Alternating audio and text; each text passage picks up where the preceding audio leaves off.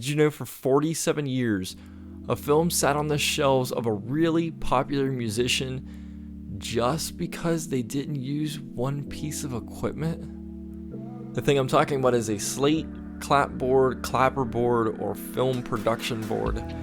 Something that is crucial to film and syncing your sound to your video. Over the years, it really has changed.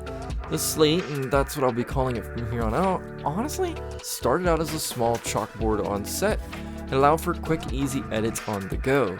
So that way, when the editor has all of the footage they need, they knew what they're working with. They knew the scene, they knew the take, and any other information they need to put together the movie. Plus, it also told them the name of the film, because they very well could be working with multiple reels at one point in time. So, then you move on into the 20s, and you now have the talkies, and audio is becoming the next big thing. You now need something to sync your sound with your video. And the slate was there once again, giving you two pieces of wood to slap together to give you an audible noise that is not natural to any environment. And you can pinpoint and see or hear to match the video with your sound. And it's still being used today. Even though we don't use a chalkboard, we basically trade that out for a small whiteboard. It's basically the same. And adding in other things like timecode, having more precision and more accurate sound syncing with your video, because there very well can be some issues of listening and matching or whatnot. So the timecode does give you that easier, better ability. And going from those two to almost digital, allowing you to have something on your phone or a tablet that gives you even more amenities to play around with what you need. I want to get into one of the ones I use on a daily basis. I use the ones that are $2,000 with timecode enabled, as well as the ones that are $20. It's just a whiteboard and two pieces of wood. They work great, but a year and a half ago, I was really go ahead and not find one. So I was like, there's gotta be an app for it. And I went and found one. It's called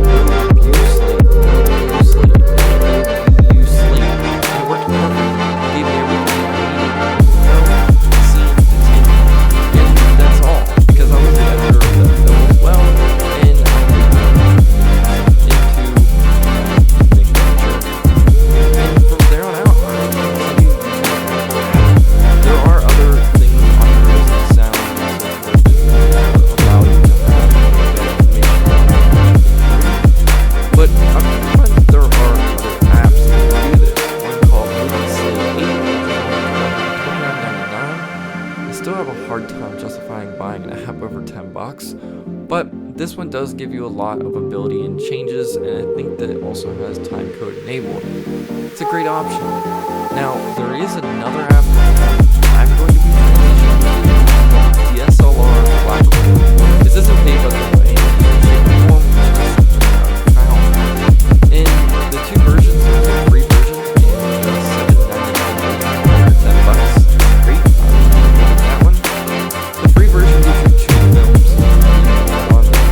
Not only does it have all of the stuff that Slate has, as well as time code, it logs everything. So as soon as you push on the slate, it gives you an audible noise as well as something visual, and it runs a timer. So as soon as you're done your take, you click it again, and it'll give you a star meter of, don't like to very satisfied, and then a note section to put in information that you need to know. And then it logs that, and it'll log everything that you do. However, on the free version, you can't export it, but you can see it on your device.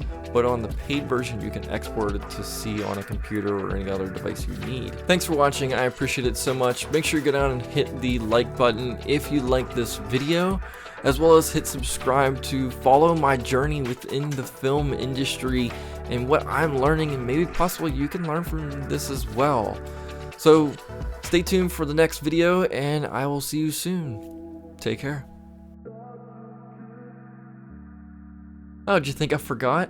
The movie that sat on the shelves for 47 years was Aretha Franklin's best-selling gospel album called Amazing Grace, and the documentary movie was also called the same thing. Sidney Pollack was the director of this film, and he did not use a slate on set. Why would you not use a slate for one of America's best artists of all time on the best-selling gospel album of all time? Warner Brothers could not sync the sound with the video, so they shelved it. In 2019, Alan Elliott brought the movie back out after a little bit of court issues, so you can watch Aretha Franklin, like in 1972, sing gospel in Amazing Grace.